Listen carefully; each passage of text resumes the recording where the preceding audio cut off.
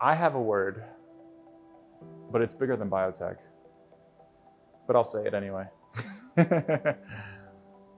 Biotech is agency. Biotech is emerging and thriving. Biotech is the future. Biotech is hope.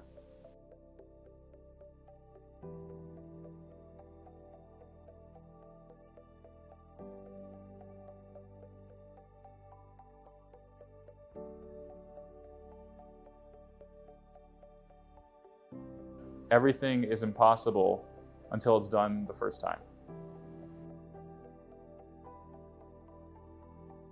When I was a kid, I always liked to read science fiction. I always liked to read about the future.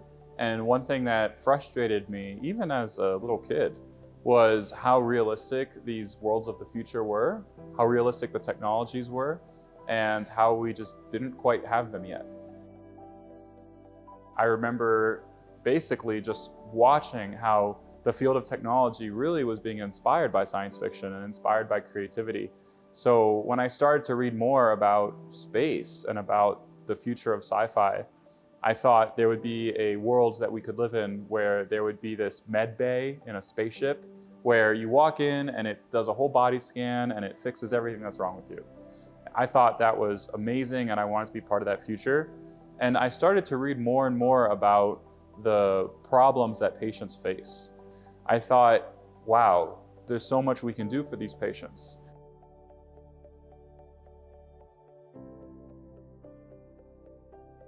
What excites me about the future of biotech, with biotech, you're able to get more precise and with more data, right? With better data comes better patient outcomes. And so when you look at what these biotech companies are doing, it becomes more personalized, more specialized, so that we're able to cure things we haven't cured before.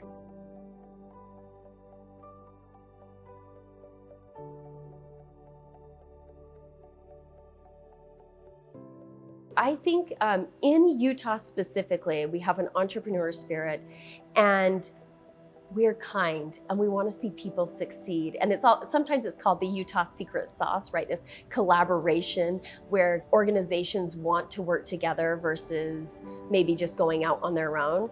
The other thing that impacts this is Utah is really a friendly and a volunteer state. We're #1 for volunteerism.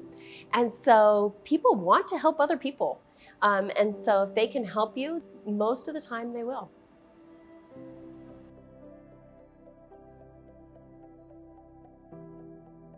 I grew up in the healthcare family, right? My dad's a physician, mom's a nurse.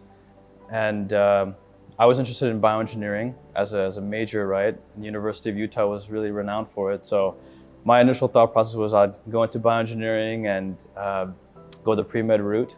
But the state of Utah and the University of Utah especially has a lot of entrepreneurial programs. And I got involved with this program called Bench to Bedside, where students can launch their own healthcare solutions and spin out their own startup companies. And so I did that thinking that it would be kind of an extracurricular activity for med school.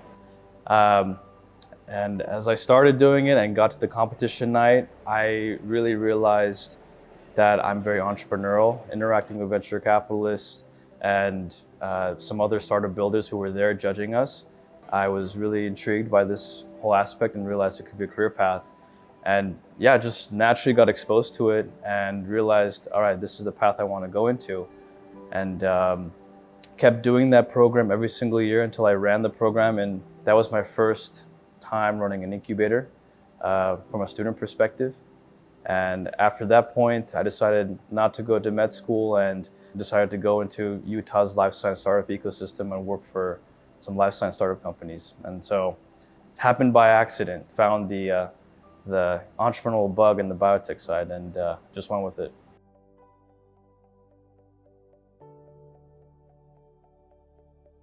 As a co-president of the BYU chapter of BioHive here, I have an opportunity to speak with so many students who have just the most innovative ideas.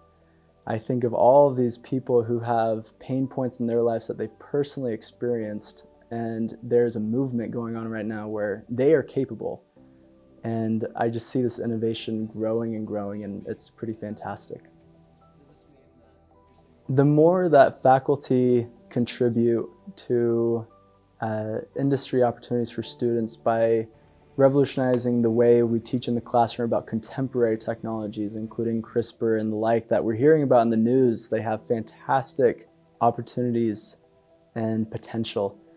And I think the more often we put these technologies and these contemporary ideas and a push for innovation in the hands of students, the more they'll do with it.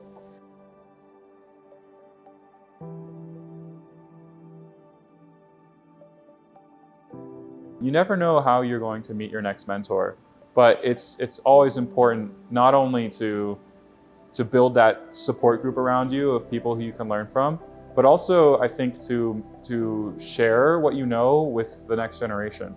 I think that hard work and contributions to this community, the universe that we're part of, it will always be recognized in some way.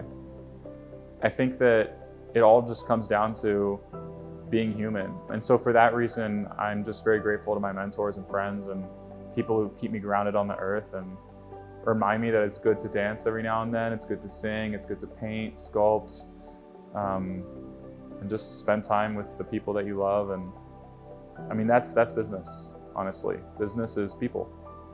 Money is trust. That's all that it comes down to at the end of the day. If you don't know who you're working with, if you don't know who you're serving, then honestly, I don't think you have a chance. I think if you want to be successful in biotech, you have to think about the patients who you want to help. That's the starting point. And it starts with one.